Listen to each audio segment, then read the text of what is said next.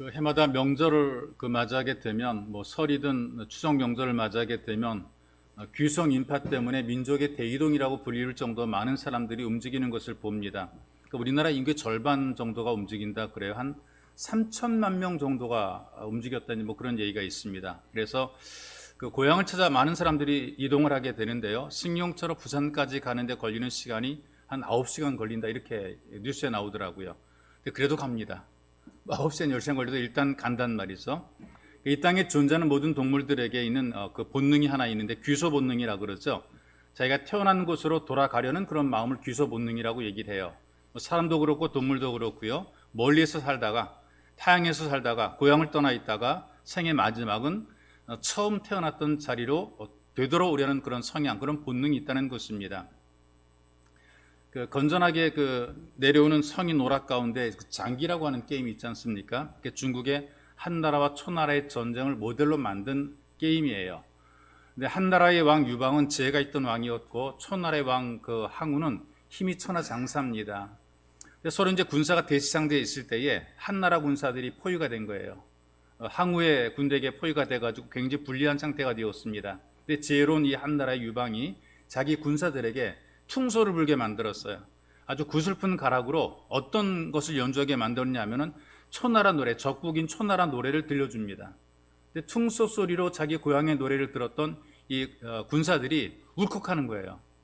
고향에서 듣던 퉁소 소리, 그 가락을 듣고 울컥한 마음이 들어가지고 오랜 시간 고향을 떠나 살벌한 전투 현장에 있었었는데 이 병사들이 향수병이 걸려지게 되는 거죠. 그래서 한 명, 두 명 뿔뿔이 흩어져 가지고 고향으로 돌아가는 바람에 결국에는 다 잡아놓은 이 한나라의 군대를 물리치지 못했다. 이제 그런 이야기가 전해져 내려옵니다. 다시 말하게 되면 퉁손가락 하나로 대성을 거두게 된 것이죠. 고향이라고 하는 것이 마음속에 왠지 모르는 그리움을 줍니다. 추억을 생각나게 만들어주고요. 한번 가보고 싶다라는 그런 생각을 불러일으킵니다. 그러니까 내가 태어난 곳, 내가 자란 곳, 어릴 때 있던 바로 그런 곳, 거기를 한번 가보고 싶은 것이 사람들의 마음이죠. 나이가 들게 돼서 어른이 되고 그다음에 장년이 되고 늙게 되면 궁금한 겁니다. 거기 한번 가보고 싶다는 그런 생각이 들게 돼 있단 말이죠. 그리고 명절이 되게 되면 더욱더 그런 마음이 간절합니다. 근데 그런 마음으로 고향을 찾아갔는데 어떤 분들은 굉장히 허무감을 느끼고 돌아오는 분들이 있어. 가보게 되니까 이 마음의 빈 공간을 채우지 못하는 거예요. 왜냐면 우리가 진짜 머물러야 될 그런 고향이 거기가 아니기 때문에 그렇습니다. 본향이 따로 있기 때문에 그런 것이 있어. 하나님이 계시는 바로 그곳, 거기가 우리의 진짜 본향이기 때문에 그래요. 우리 가운데 고향을 떠나오신 분들이 꽤 많죠. 수십 년 넘으신 분도 계실 것이고요. 또 우리나라 같은 경우 특수한 그 상황 때문에 남북이 가로막혀가지고 도무지 그곳으로 갈 수 없는 그런 신앙인도 계십니다. 근데 고향에 대한 그림이 아무리 간절해도요, 고향에 가보게 되니까 뭐 부모님 다 돌아가셨죠. 일가 친척 반겨줄 사람 없지요. 고향이라고 하는 것이 추억의 장소인 경우들이 꽤 많습니다. 나온 노래가 이런 노래가 있지 않습니까? 고향이 따로 있나? 타향이라도 정들면 고향이지. 내가 지금 몸담고 살아가는 그곳에 정을 붙여 지내면서 고향처럼 살아간다는 것입니다. 이 말의 의미가 무슨 말이냐 하면요, 육신의 고향, 우리가 가고 싶었던 것, 그리웠던 것, 어릴 때 추억이 묻어있는 바로 그곳이 진짜 참된 그리움의 대상이 되지 못하고 편안한 안식처가 될 수 없다는 겁니다. 뭔가 그림을 가지고 가봤다가 실망하는 경우도 굉장히 많단 말이죠. 진짜 안식처, 진짜 편한 곳, 정말 참된 어떤 내 마음속에 위안을 주는 그런 곳이 될 수가 없다는 거예요. 여러분, 성경에 보니까요, 두 종류의 고향이 있다는 사실을 가르쳐 줍니다. 먼저는 내가 이 땅에 태어난 이 땅에서의 고향입니다. 내 본적을 말하는 것이겠죠. 그리고 예수 믿고 태어난 영적으로 거듭난 영적인 고향, 성경에서는 하늘의 본향이라 이렇게 표현하고 있어요. 그러니까 우리가 진짜 가야 될, 내가 꼭 가야 될 그런 본향이란 말이죠. 어디에서 와서 무엇 때문에 살며 어디로 가는가, 내가 왔던 곳, 내가 가야 될 바로 그곳, 이 진짜 본향이 우리에게 있다 그 말입니다. 그래서 오늘 여러분과 함께 교도한 그 말씀의 내용을 보게 되니까 이 영원한 본향에 대해서 우리에게 알려주는 말씀이거든요. 우리가 읽은 성경을 좀 더 쉽게 해준 표준 번역 성경의 내용을 보니까 이렇게 기록을 하고 있더라고요. 땅 위에서는 손님과 나그네로 있다는 것을 인정하였습니다. 그들은 이렇게 말함으로써 자기가 본향을 찾고 있다는 것을 분명히 밝혔습니다. 그들이 떠나온 것을 생각하고 있었다면 돌아갈 기회는 있었을 것입니다. 그러나 실상 그들은 더 좋은 것을 갈망하고 있었습니다. 그것은 곧 하늘나라였습니다. 이걸 좀 풀어 설명해 드리면 이렇습니다. 우리가 믿음의 조상이라고 불리는 분이 아브라함이지 않습니까? 이 아브라함이 고향을 떠났어요. 근데 육신의 고향을 그리워했다면 얼마든지 자기 본토 친척 아비 집으로 돌아갈 기회가 있었단 말이죠. 그는 거부입니다. 재산이 많은 사람이죠. 얼마든지 자기 재산을 가지고 고향으로 돌아갈 수 있었단 말이에요. 그런데 고향과는 비교가 되지 않을 정도로 더 좋은 나라를 갈망하고 살았는데 바로 그것이 하늘에 있는 하나님께서 예비해 놓으신 본향 하늘나라였다는 사실을 성경이 우리에게 알려주고 있는 것이란 말이죠. 구원받은 예수 믿는 사람들은 이 땅에서 어떤 세상의 고향만 그리워할 것이 아니라 장착 들어가게 될 영혼의 본향을 그리우며 살아가는 것이 마땅하다. 이것을 우리에게 알려주고 있는 것이란 말이죠. 여러분 살아가시면서 우리가 하늘의 본향을 향하는 영적인 순례자, 이 땅을 살아갈 때 영적인 순례자대로 살아가야 되는 것입니다. 이런 마음을 가지지 못하게 되면 아무리 열심히 있는 신앙인이라도요, 우상 숭배자의 삶과 다를 바가 없단 말이죠. 그러니까 우리가 예수를 믿는 것이 이 땅에 사는 100년 동안에 좀 잘 먹고 잘 살아보자는 그런 욕심으로 예수를 믿는 것이지, 진짜 내가 꼭 어디에서 와서 어디로 가야 되는지 알지 못하고 살아가는 그 우상 숭배자의 삶을 살고 있다는 것입니다. 여러분들이 잘 아시는 것처럼 히브리서 11장은요, 성경에 나오는 여러 믿음의 조상들에 관한 내용들을 기록하고 있는 믿음장이라고 불려주고 있단 말이죠. 믿음장이라 그래요. 근데 오늘 이 본문의 내용을 보니까 특별히 아브라함의 믿음에 대해서 우리들에게 말씀을 해주고 있단 말이죠. 아브라함의 믿음을 어떻게 볼 수 있느냐?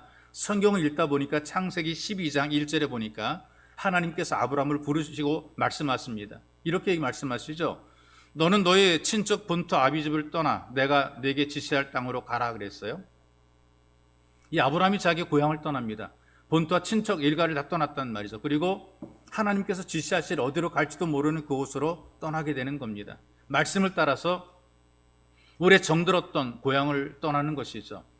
그런데 그 이후에도 보니까요, 하나님께서 이 아브라함에게 한 곳에서 터를 잡고 살 수 있는 땅을 끝내 안 주셨어요.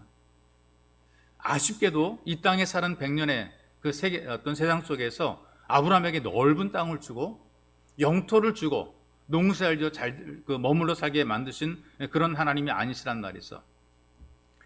성경을 보게 되니까 계속해서 아브라함이 타향살이를 하게 됩니다. 이것저것 옮기면서 타향살이하는 나그네 삶을 살도록 만들어 놓으신 것이죠. 아브라함이 이것을 깨달았습니다. 이 땅에서의 삶은 안주할 곳이 아니다. 영원히 머물지 못한다. 우리는 어디론가 떠나가야 된다. 그리고 마음속에 소망을 가지기를 하나님 나라에 대한 소망을 가졌다는 것이죠. 그리고 그걸 그리워한 것입니다. 근데 아브라함의 믿음을 본받아서 후손들도 역시 나그네의 삶을 살아갔어요. 독자였던 이삭은 기근을 피해서 그랄이라는 곳으로 삶의 터전을 옮겼어요. 나그네 삶을 살아갔단 말이죠. 야곱은 형 에서의 그 축복을 가로챈 이후에 고향을 떠나 도망칩니다. 나그네 삶을 살아가는 것이죠. 20년 동안 타향살이를 했어요. 요셉의 형들도 결국 모두가 다 그 애굽에서 타향살이를 하게 됐죠. 물론 요셉도 마찬가지로 애굽에 팔려가서 외로운 객지 생활을 하게 됩니다. 그렇다면 이스라엘 백성들 어떻게 살았을까? 그들의 역사가, 모든 역사가 다 나그네 역사입니다. 애굽으로 내려가서 430년 동안 고달픈 노예 생활을 했습니다. 모세를 통해서 출애굽을 하게 되고 광야의 나그네 생활을 거쳐가지고 드디어 어디에 정착하느냐? 가나안에 정착을 하게 되죠. 그런데 거기가 안정되긴 자리냐? 영원히 머물 자리냐? 그건 아닌 것 같아요. 우상 숭배하다가 형식적인 신앙 생활하다가 바벨론의 포로가 됐죠. 그래서 다시 고향을 떠나 타향살이를 하게 됩니다. 그렇게 70년의 세월을 보내고 이 70년 동안 포로로 살다가 해방돼서 고향으로 돌아오게 됩니다. 고향으로 돌아온 이스라엘 사람들은 성전을 재건하고 이제 우리 영원히 여기에서 안주하자, 그런 생각으로 살아갔단 말이죠. 그런데 예수님 이후로 2000년 동안 전 세계를 흩어져서 나그네로 살아갔어요. 이 지구촌 전체로 이 유대인들이 흩어져 살아갔단 말이죠. 이 나그네 삶을 통해서 우리에게 보여주는 것이 어떤 것이냐면은 이 세상이라고 하는 것은 영원히 안주할 수도 없고 정착할 수 없다. 이걸 우리에게 알려주는 말씀이란 말이죠. 그 당시에, 그러니까 이 구약성경 당시 아브라함은 남부를 곳이 없는 사람, 재벌로 살아간 사람, 대단한 사업가입니다. 그리고 족장입니다. 다시 말하게 되면 어떤 작은 소민족의 그 대표, 리더, 왕이란 말이죠. 근데 자기가 머물 곳이 없고 안식할 곳이 없는 거예요. 이 땅에 존재하는 곳이 아니란 얘기죠. 하늘에만 내 본향이 예비되어 있다. 이것을 알고 이것을 기대하고 이것을 바라보고 나는 앞으로 그곳으로 간다. 여기 영원히 머물지 못하고 그곳으로 간다라고 이렇게 고백을 했단 말이죠. 예수님 바깥에 있는 모든 사람들은 이 땅에서 고향을 그리하며 살아갑니다. 내가 자라온 땅, 내가 추억이 있는 곳, 그 그리운 사람들이 살고 있는 과거의 고향, 거기를 그리워하고 살고 있단 말이에요. 그런데 예수 믿고 난 이후에는 좀 달라져야 됩니다. 아브라함이 고백하고 있는 바로 그 장차 돌아갈 진짜 고향, 진짜 본향, 이곳을 기대하고 이것을 삼하는 그런 마음이 필요한 것이란 말이죠. 여러분, 이 땅에 살아가시면서 나그네 된 것을 알고 사는 것이 진짜 예배자의 삶을 사는 것입니다. 아무리 오래도록 예수를 믿어도 자기 삶이 나그네인 것을 모르고 살아간다면 이거 진짜 예수 믿는 것이 아닌 거란 말이죠. 성도들이 가지고 있는 이 땅에서의 최후의 소망이 어떤 것이냐? 바로 하늘의 본향이에요. 우리는 나그네라는 사실을 알고 살아가는 것이죠. 이유가 뭐냐면 모든 인생들은 다 이 땅에서 머물다가 잠시 머물다가 가야 됩니다. 길면은 100년이고 짧으면은 몇 개월 동안 머물다 가야 되는 것이 인생이라 그 말이에요. 이걸 알려주는 것이 13절의 말씀입니다. 땅에서는 외국인과 나그네임을 증언하였으니 그랬단 말이죠. 아브라함, 이삭, 야곱 모든 믿음의 조상들이 이 땅에서 자기의 신분을 마치게 되면, 자기의 신분을 밝히게 되면 외국인과 나그네처럼 여기며 살았다는 것이죠. 그들의 진짜 신분은 대단한 재벌이었었고 그들은 족장이었으며 많은 재물을 소유한 사람이었단 말이죠. 종들을 거느리고 명령하며 살았던 사람들임에도 불구하고 나는 나그네다, 나는 손님이다, 그런 인식을 가지고 살았던 얘기예요. 외국인이라는 것은 그 나라 국적을 취득하지 않고 임시 거주자의 신분으로 그 나라에 머무르는 사람입니다. 임시 잠깐만 거주하는 그런 신분이죠. 그 비자가 끝까지 살 수 있는 비자가 아니라 임시 비자가 주어진 거란 말이에요. 나그네는 누구냐? 정해진 거처가 없는 사람들이죠. 일정 기간 머무르다가 다시금 길을 떠나가는 그런 길손을 의미하는 것입니다. 이 나그네 의식, 철저한 나그네 의식, 많은 것을 가지고 살았음에도 불구하고 이 나그네 의식이 아브라함으로 하여금 이 땅에 미련을 두지 않고 하늘의 소망을 바라보고 살게 만들어 놓은 것이죠. 근데 많은 사람들이 예수를 믿는다고 말하지만 하늘의 소망은 하나도 없고 이 땅에서의 소망만 잔뜩 끌고 살아가는 그런 경우들이 있단 말이에요. 그러다 보니까 결국에는 머물긴 머물르다 가기는 가야 되는데 갈 곳이 없어지는 그런 비참한 처지가 되기도 한단 말이죠. 어느 날 비가 막 주룩주룩 내려요. 지나가던 나그네가 주먹집에 들어갔어요. 국밥 한 그릇 시켜 먹습니다. 갈 곳도 없고 오라는 곳이 없기 때문에 그냥 그대로 눌러 앉아 있는 거죠. 근데 빗줄기가 가늘어져도 이 손님이 자리에 앉아가지고 자리를 비켜주지 않고 일어날 줄 모르는 거예요. 주인의 입장에서는 참 이게 빨리 자리를 비켜줘야 딴 손님이 거기 앉을 텐데 이게 안 나가고 그냥 죽치고 앉아 있는 거예요. 근데 다시 말하게 되면 유통이 안 되는 거예요. 좀 나가야 다른 사람이 들어오게 되는데 죽치고 그 자리에 앉아 있으니까 그 자리는 다른 손님 받을 수 없단 말이죠. 그래가지고 보다 못한 주인이 한마디 합니다. 이 손님 이제 좀 가시라고 가랑비가 내립니다. 그랬어요. 갈 곳이 마땅치가 않잖아요. 어디로 갑니까? 그랬더니 이 나그네가 이렇게 대답해요. 이 비는 좀 더 있으라고 내리는 이슬비입니다. 머물고 싶은데 머물지 못하는 것이, 이것이 바로 우리가 사는 세상의 현실입니다. 여러분, 이 땅에 살 때 사람들이 살아가는 모습 보세요. 얼마나 억척같이 살아갑니까? 영원히 머물 것처럼 그렇게 살죠. 평생 늙지도 않고 죽지도 않을 것처럼 그렇게 상상하고 살아가는 거예요. 그래서 늙지도 않고 죽지도 않는 신비한 약을 좀 찾아보려고 그러죠. 지금도 생명공학에 대한 어떤 관심들이 엄청나게 많아요. 생존을 늘려주는 것, 늙지 않게 만들어주는 그런 어떤 이 공학에 대해서 굉장히 많은 관심을 가지고 있어요. 예전에도 그랬어요. 죽지 않은 물을, 늙지 않은 물을 마시려고 이걸 찾아다녔다는 그 말이죠. 근데 여러분, 가기 싫어도 가야 되는 것이 인생입니다. 나는 가기 싫은데 근데 가야만 되는 것이 인생이란 말이죠. 이 아브라함은 이것을 알았습니다. 그래서 이 아브라함의 인생관을 쭉 관찰해 보니까요, 아내 사라가 죽었을 때에도 그 고백하는 고백 속에 나오는 거예요. 127세에 아내 사라가 죽었는데 무덤을 마련해야 됩니다. 무덤을 마련하기 위해서 그 지역의 지도자한테 이렇게 부탁을 했어요. 나는 당신들 중에 거하는 나그네고 거주한 자다. 청하노니 당신들 중에서 내게 매장지를 주어 나로 내 죽은 자를 장사하게 해달라. 자기는 나그네라. 잠시 거주하는 자라 그랬단 말이죠. 그리고 이 아브라함은 자기가 떠났던 고향으로 얼마든지 돌아갈 수가 있었어요. 거기는 문명이 발전된 곳이거든요. 자기가 두고 온 재산도 있을 것이고 가문의 명예도 있을 것이란 말이죠. 찾아서 누릴 수가 있었습니다. 또 말년에는 이런 생각하죠. 정든 고향 뒷산에 묻히면 좋겠다. 내가 죽으면 내 정든 고향 뒷산에 묻히면 좋겠다. 그런데 이 아브라함은 그런 생각을 전혀 하지 않고 살았단 말이죠. 언젠가 돌아간다. 내가 어디에 묻히는 게 중요한 것이 아니라 나는 돌아간다. 하나님께로 돌아간다. 이 땅에서 내 인생은 나그네라. 이걸 알고 살았단 말이죠. 이런 나그네의 삶에 대한 인식이, 역사 의식이 야곱에게도 그대로 이어지고 있어요. 야곱이 흉년으로 고생을 할 때 요셉은 벌써 이집트의 총리가 됐잖아요. 실세입니다. 주변 나라에게 영향을 끼치는 아주 대단한 바로 다음가는 실제적인 영향력을 갖고 있는 총리였단 말이죠.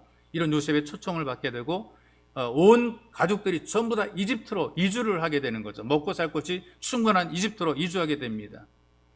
이집트의 지도자인 이 파라오 앞에 서서 첫 대면을 하게 되죠. 근데 이 파라오가 야곱의 나이를 물어봅니다. 느낌에 아마 상당한 나이가 된 것 같은데 건강해 보였던 것 같아요. 야곱이 이렇게 대답하죠. 내 나그네 세월이 130년입니다. 130살 살았다 그 말이거든요. 나이 연세가 얼마 못 되니 130살 살고도 얼마 못 살았다는 거예요. 130살 살았으면 어우 너무나 많이 살았는데, 근데 이 야곱은 이렇게 얘기해. 내가 얼마 못 살았으니 내 조상의 나그네 세월에 미치지 못하나 험악한 세월을 보내었습니다. 130년 살고도 얼마 살지 못한 아쉬움들이 있는 거죠. 그러니 7, 80년 사는 사람들은 얼마나 아쉽겠습니까? 그럼에도 불구하고 야곱이 뭐라고 말합니까? 내 인생은 나그네라고, 나그네임을 고백하는 것이 있어. 여러분들이 얼마큼 살든지 살아가는 그 모든 생애는 나그네입니다. 우리는 성경 속에 살아간 사람들의 이야기, 그들의 고백, 그들의 모습을 보면서 배워야 되는 것입니다. 우리도 이 땅에 머물다가 가야 된다. 이거 우리가 배워야 되는 것이란 말이죠. 파란만장한 삶을 살아도 우리는 가야 되는 거예요. 다윗도 강력한 왕권을 가지고 있었던 다윗도 자기의 삶이 나그네인 것을 고백을 했잖아요. 주 앞에서는 우리가 우리 열주와 다름이 없이 나그네와 거주하는 자라. 누구의 고백이냐? 왕권으로 유대를 통치하고 있었던 가장 강력했던 왕 다윗이 고백한 말이 나는 나그네고 거주하는 자라. 세상에 있는 날이 그림자 같아서 머무름이 없나이다. 살아온 삶들을 돌아보게 되니까 그림자 같다는, 머무름이 없다는 것이죠. 연세 드신 분들의 이야기를 들어보게 되면 순식간에 이렇게 세월이 흘렀다는 거예요.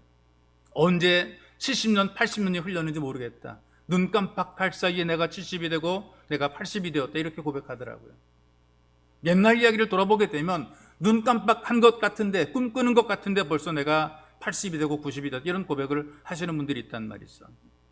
이렇게 머무를 수 없는 곳에 머무르려고 자꾸 하다 보니까 불안하고 두렵고 고민이 많아.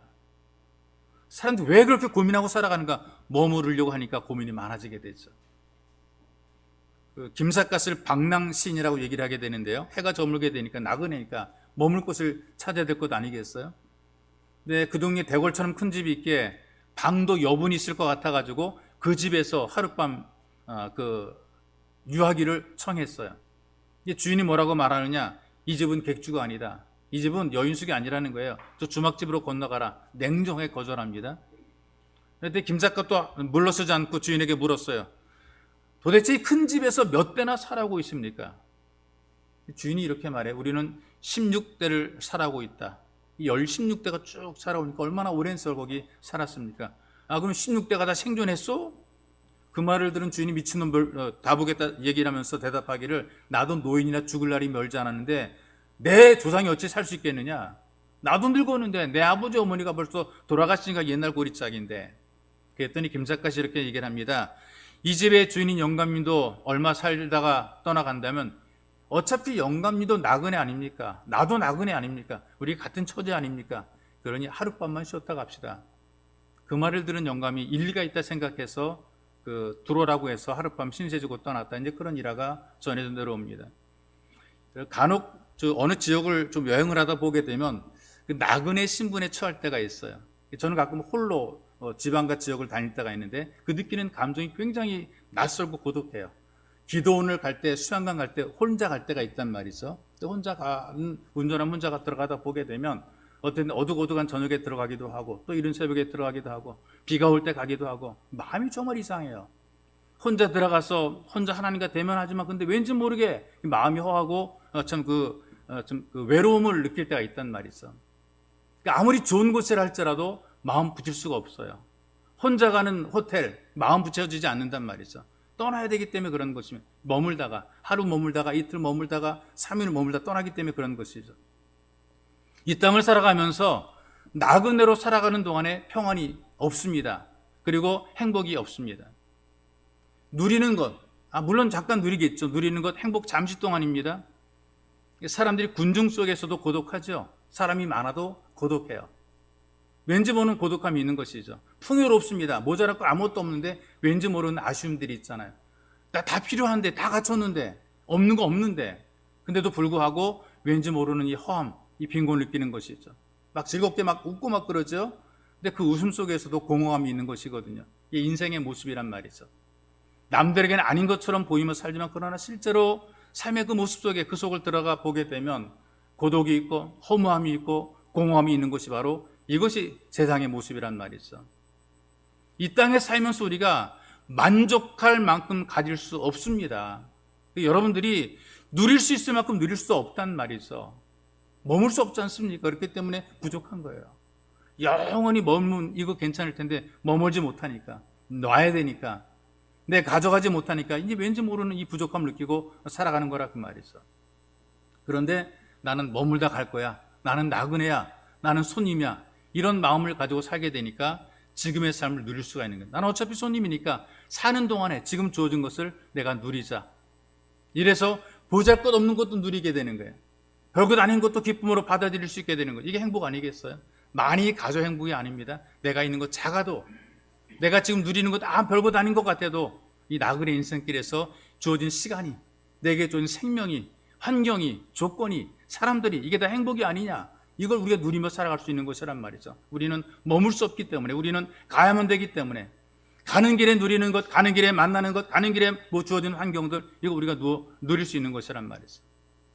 여러분들이 이 땅에 살다가 고난도 겪기도 하고요, 속상함도 있기도 하고요, 가난함도 있기도 한데 세상에 머무는 동안일 뿐입니다. 이거 인내하다 보게 되면 다 지나가더라고요. 아무리 건강하고 많은 것을 소유하고 명예를 가지고 있다 할지라도 역시 머무는 동안뿐, 다 지나가게 되는 것이거든요. 그래서 나그네 됨을 알게 되면 우리의 삶이 쾌락에 빠져서 방탕하게 살지 않습니다. 또 절망에 빠져서 결코 포기하지도 않습니다. 여러분들의 인생은 재미로 사는 삶이 아니라 하나님의 은혜로 살아가는 삶입니다. 나그네 인생길에 은혜로 순간순간 그때그때를 기쁨으로 살아가시기를 주님의 이름으로 축복합니다. 또 우리가 나그네 인생이라고 하는 것은요, 모든 인생이 나름대로 갈 곳이 있다는 겁니다. 나그네가 갈 곳이 있는 나그네가 있고 갈 곳이 없는 나그네가 있는데, 갈 곳 있는 나그네로 살게 되면 소망을 가지고 인생을 살게 돼요. 요즘에 자동차가 물에 빠져서 자살하는 그런 사건이 많기도 하는데요, 안 죽고 싶어도 물에 빠지는 이런 사건이 일어난 적이 있어요. 승용차 한 대가 바다로 추락해가지고 일가족 3명이 숨지는 사고가 있었단 말이죠. 아내, 딸, 장모를 태우고 남편이 서해안을 여행을 하는 거예요. 근데 평택항 인근으로 들어갔어요. 근데 평택항 입구 교차로와 도로 표지판 하나가 있는데 직진하게 되면은 포승 국가공단이 나온다는 표지판을 딱 보게 된 거죠. 그래서 이 사람이 차를 몰고 포승 국가공단 쪽으로 가려고 차를 몰고 직진했단 말이에요.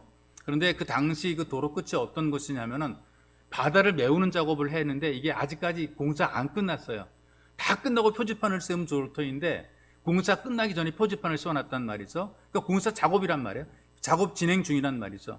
근데 거기 사는 사람들은 다 알아요. 이게 공사 중이기 때문에 아직까지 공사 안 끝났다. 처음 온 나그네는 몰라요. 공사가 진행되는지 끝난지 이걸 잘 모른단 말이죠. 그러니 70km를 가지고 계속해서 달려서 가는 거예요.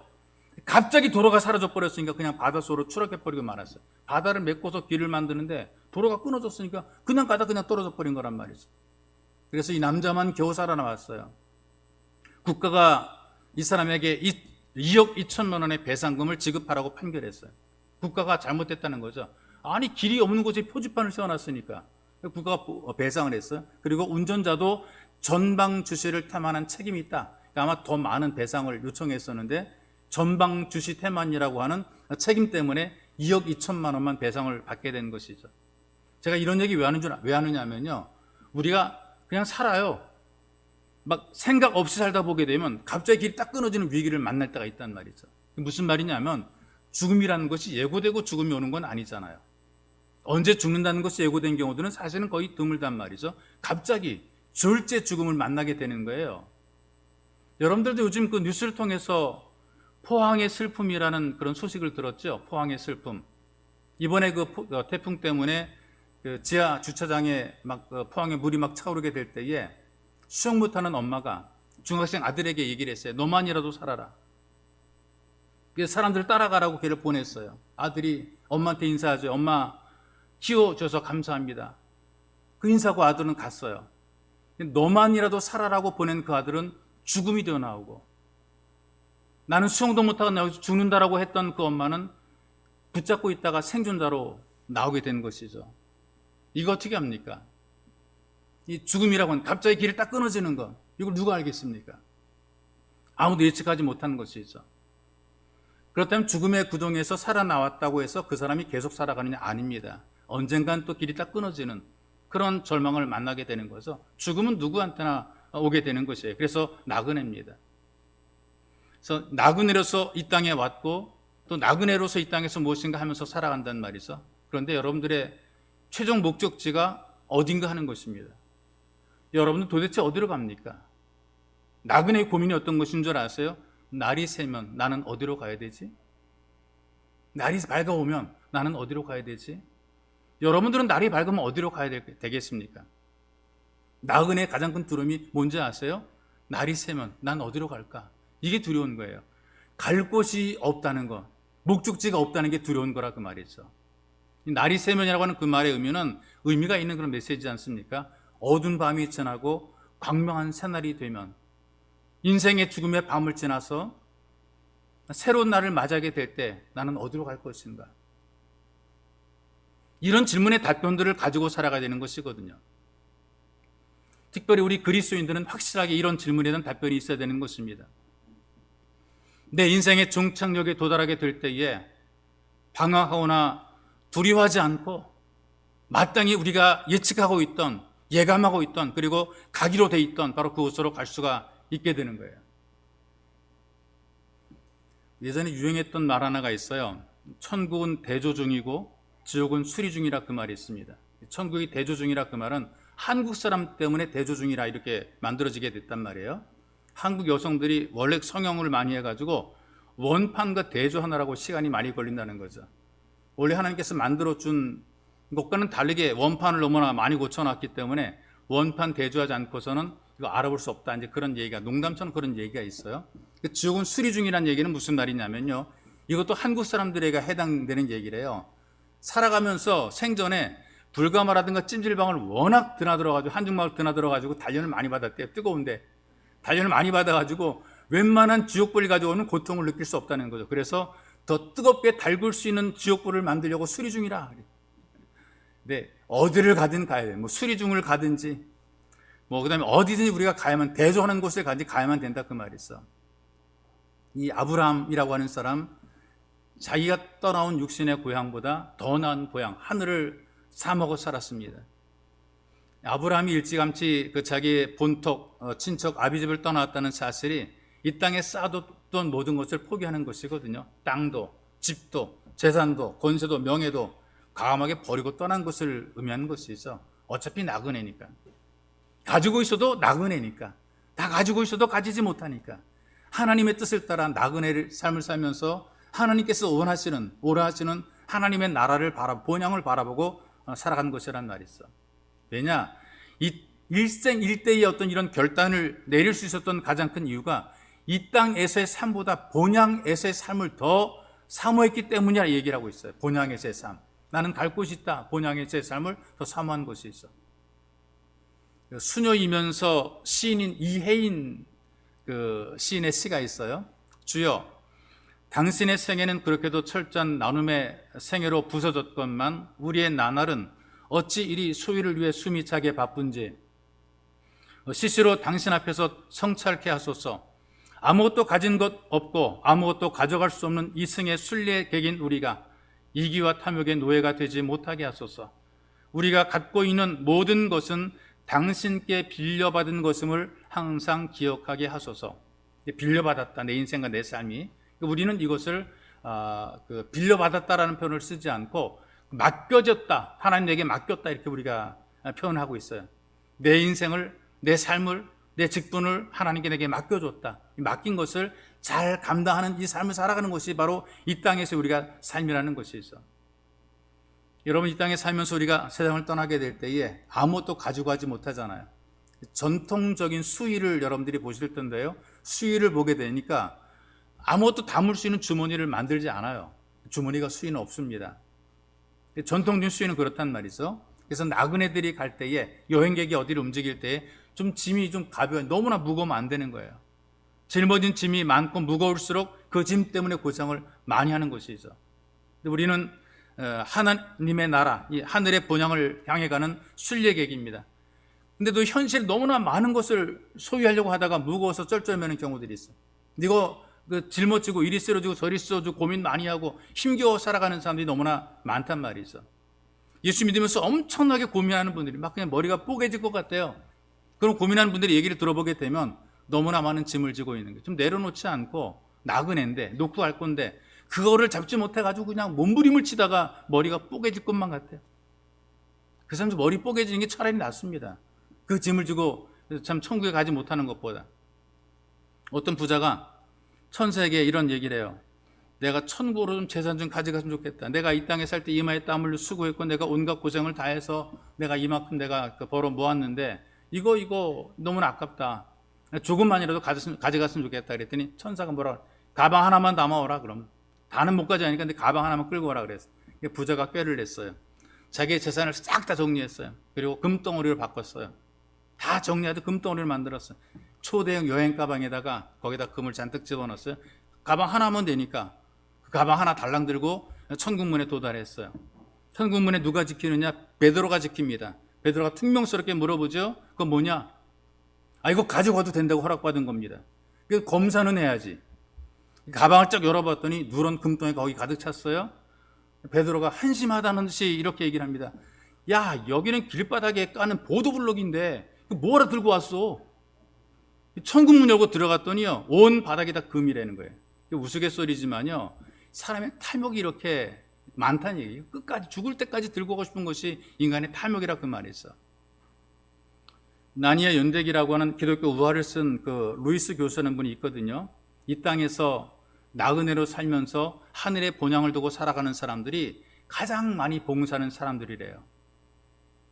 내세에 대한 소망을 갖고 있는 사람들이 이 땅에서 가장 열심히 일하는 사람들이래요.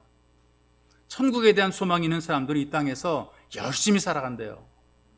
천국의 소망이 있기 때문에 내게 준 이 땅에서의 삶을, 맡겨준 인생을 허투루 살지 않는다는 것이죠. 나는 하나님 나라에 갈 거야. 가기 전에 내게 맡겨준 걸 열심히 잘해야 돼. 이런 마음을 가지고 일하는 거 열심히 일하고 사는 것도 열심히 일한다는 것이죠. 봉사도 많이 하고 섬기도 많이 섬긴다는 것입니다. 우리 천국에 갈 곳이 있기 때문에 대충 사는 것이 아니라 훨씬 더 열심히 살아간다는 것이죠. 이 땅에 살면서 우리가 나그네로서 나는 갈 곳이 있으니까 대충 살아도 돼, 이게 아닙니다. 갈 곳이 있기 때문에 우리는 이 땅에 사는 이 순간들을, 우리에게 주어진 시간들을, 내 생애를, 내 삶을 열정적으로 살아가야 돼. 더 멋지게 살아가야 되는 거예요. 더 헌신적으로 살아가야 되는 거예요. 더 쓸모있게 살아가야 되는 거예요. 더 가치있게 살아가야 되는 거예요. 나는 갈 곳이 있기 때문에 이 갈 곳을 바라보고 나를 맞아줄 하나님 아버지를 기억하면서 이 땅에서의 삶을 좀 더 멋지게 살아가야 되는 것이죠. 우리 모두가 영원한 예수 가족으로 더 나은 본향에서 만나는 이 복 누리시기를 주님의 이름으로 축복합니다. 이제 우리 함께 기도할 때에 이렇게 기도하기 원합니다.